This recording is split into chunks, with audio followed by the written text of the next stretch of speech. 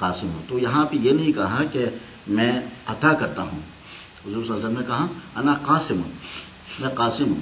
قاسم کا مطلب ہے جس کا جتنا حیثیت ہے اس کو اتنا خیرات ڈال دینا، تقسیم کرنا.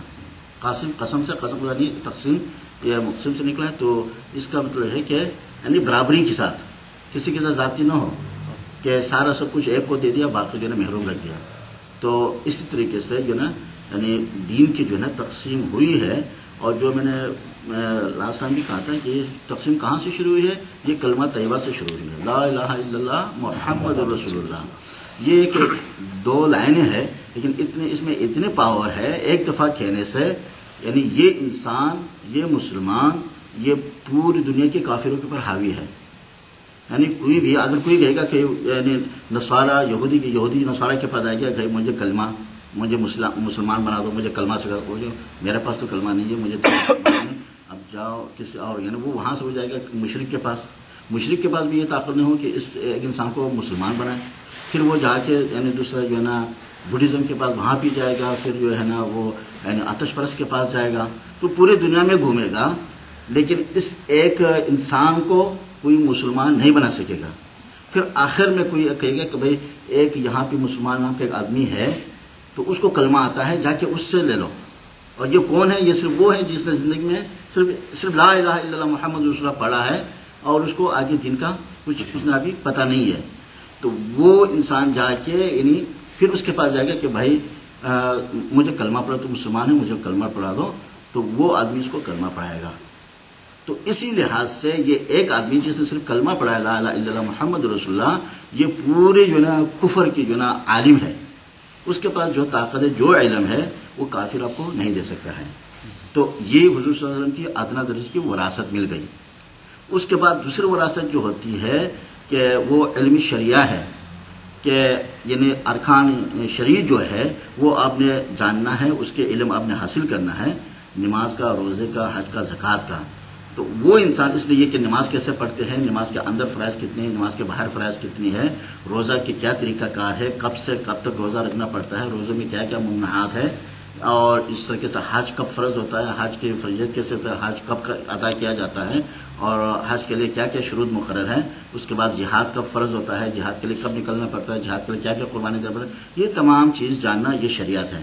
اور یہ چیز جاننا یہ یعنی پھر اگر یہ یعنی انسان جس نے لا الہ الا اللہ محمد رسول اللہ پڑھا ہے، یعنی اس کے پاس اور کوئی چارہ نہیں ہے کہ اس کے پاس جائے یہ علم حاصل کرے. یہ علم اس کو اور کوئی نہیں دے سکتا ہے. تو یہ جو جس کے علمی شریعت جو سیکھے ہیں یہ اس کا جو نا عالم ہے، وہ پھر اس سے آگے بھائی آپ نے کلمہ تو پڑھا ہے، یعنی اسلام مسلمان تو ہو گئے، لیکن اس چیز سے کام نہیں چلے گا. آپ نے آ کے یہ بھی سیکھنا ہے کیونکہ اللہ تعالیٰ نے یہ فرض کیا ہے. اس کے بعد آپ نے وہ یعنی صحیح مسلمانیت میں داخل ہوں گے. تو وہ جا کے اس کے پاس بیٹھے گا، اس سے جو ہے فیض حاصل کرے گا، اس سے یہ علم سیکھے گا، اور اس سے یہ تمام چیزیں جو اس کے علم میں ہیں وہ اس کو منتقل کرے گا. تو یہ اس کی کیٹیگری کے برابر کا ہو گیا. پہلے یہ یہاں پہ تھا تو اس کو حضور صلی اللہ علیہ وسلم کی شریعت کا خیرات مل گیا، وہ اس کا بھی وارث ہو گیا. پھر وہاں سے وہ وراثت جو ہے پھر وہ کہیں گے کہ بھائی اس کے علاوہ اور بھی بہت سارے چیزیں ہیں. قرآن شریف کو حفظ کرنا ہے، قرآن شریف کو معنی کے ساتھ پڑھنا ہے، حضور صلی اللہ علیہ وسلم کے احادیث مبارک ان کے علم حاصل کرنا ہے، تفسیر کے علم حاصل کرنا ہے. بھائی اللہ تعالیٰ جو حضور صلی اللہ علیہ وسلم جس کو یعنی وہ دے دے گا، پھر وہ خیرات جو تقسیم ہو جائے وہ یہاں سے یہ نکل کے کہ بھائی یہ تو میں نے سیکھ لیا لیکن یہ مکمل اسلام کا وہ نہیں، میں نے اس سے زیادہ اور بھی یہ میرے لیے کام ہے اور بھی سیکھنا ہے. یعنی اس میں جو ہے وہ وہاں سے وہ پھر جائے گا عالم کے پاس. پھر اس سے یہ جو شریع والے سے اس کو فیض نہیں ملے گا، نہ شریع والے اس کو کوئی ہیلپ کر سکتا ہے کیونکہ اس کا درجہ اسٹیٹس برابر ہو گیا. جو کچھ اس کو آتا ہے وہ اس کو بھی آتا ہے، ٹھیک ہے. تو وہ اس کے بعد وہ آگے موو کرے گا، کسی عالم کے پاس جائے گا اور عالم سے کہے گا کہ میں نے یعنی یہ علمی وہ سیکھنا ہے مجھے. تو وہ اس کو جو ہے نا قرآن و حدیث کا اور جو ہے نا یعنی حفظ کرنا ہے، حافظ بنا دے گا. یا اگر تفسیر کا وہ کرنا ہے تو علم تفسیر اس کو سکھا دے گا، یا پھر حدیث کا علم دے دے گا، یا قرآن کا علم دے دے گا. تو وہ اس کو ایک عالم بنا دے گا. وہ اس کے ساتھ 4 سال 5 سال جتنا بھی لگے گا تو وہ اپنی برابری میں لائے گا. ہاں، تو اس کو جب اپنی برابری میں لائے گا تو وہ پھر یہ جب حاصل کرے گا اس سے کہیں گے کہ میں نے اس سے آگے بڑھنا ہے، یہ بھی میرے لیے کافی نہیں ہے.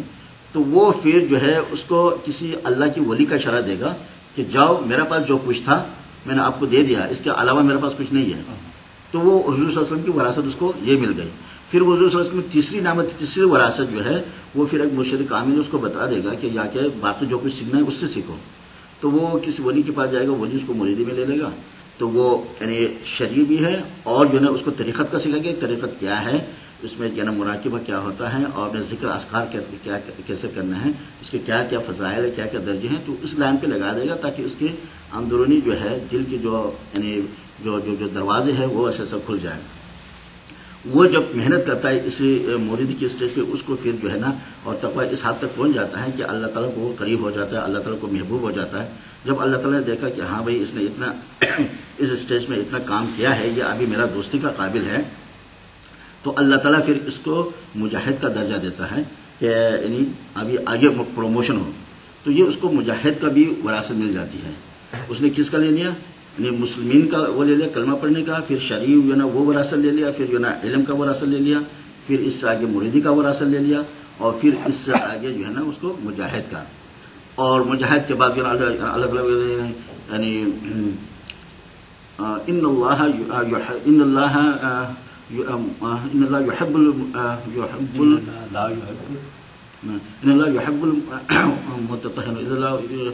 اللہ تعالیٰ اس کا مطلب یہ ہے کہ اللہ تعالیٰ مجاہد، جہاد کرنے والے مجاہد کو اور متطہرین کو پسند کرتا ہے۔ ان اللہ يحب المتطہرین محب المجاہدین و متطہرین، کوئی ایسا ایک وہ ہے تشریح اس کا یہ ہے کہ اللہ تعالیٰ مجاہد کو اور متطہرین کو، یعنی متطہرین جو ہے وہ پھر ذاکرین کا درجہ آتا ہے، یعنی مجاہدے کے بعد جب انسان جہاد کرتا ہے نہیں، ان اللہ يحب التوابین و يحب المتطہرین، اللہ تعالیٰ فرماتا ہے ان اللہ يحب التوابین و يحب المتطہرین، میں توبہ کرنے والوں کو اور میں یعنی متطہرین کو پسند کرتا ہوں۔ اللہ تعالیٰ دوستی نہیں کرتا ہے، یہاں پہ یہ نہیں کہا کہ یعنی دوستی کی پسند کرنا، دوستی کا ایک وہ ہے، ایک اسٹیج ہے، تو یہ بگننگ اسٹیج ہے۔ ان کو اللہ تعالیٰ یعنی وہ رحمت حضور صلی اللہ علیہ وسلم کا جو وراثت جو ملتا ہے، یہ یعنی یہ کیا ہوتا ہے، توبہ کرتا، توابین کیا ہوتے ہیں، مجاہد۔ وہ جب اس اسٹیج سے پہنچتے ہیں وہ پیچھے دیکھتے ہیں کہ مجھ سے اتنا گناہ ہوا، میں نے اتنے نمازیں چھوڑ دیے تھے، میں نے اتنے غلط کام کیے تھے، میں نے مجھ میں یہ برائی تھی وہ برائی تھی، تو یہ اس کے اوپر اللہ تعالیٰ کا وہ خوف چڑھ جاتا ہے، وہ توبہ میں لگا رہتا ہے، مجاہد ہوتا ہے، وہ نفلیں پڑھتا ہے اور اللہ تعالیٰ سے معافیا مانگتا ہے کہ جو کچھ میں نے معاف کر دے جائے۔ پھر جب یہاں سے وہ یعنی توبہ و استغفار اس کا قبول ہوتی ہے اور اس کی پچھلے گناہ سارے اللہ تعالیٰ اس کو مٹھا دے، پھر آگے جو ہے نا متطہرین میں ڈال دیتا ہے۔ متطہرین جو ہوتا ہے وہ پاک، ہاں ہم کہتے ہیں فرشتے معصوم ہیں، یہ متطہرین جو ہے یہ فرشتوں کا درجہ ہے، ہاں، اور توابین جو ہے یہ مجاہد کا درجہ ہے۔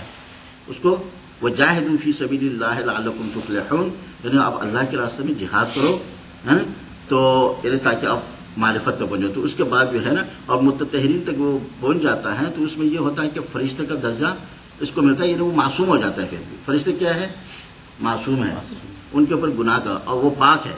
فرشتے کیا ہے، پاک ہے، معصوم ہے، تو یہ متطہرین ہو کے یہ بھی یعنی فرشتوں جتنا اس کا درجہ فرشتوں جیسا ہوتا ہے، ٹھیک ہے۔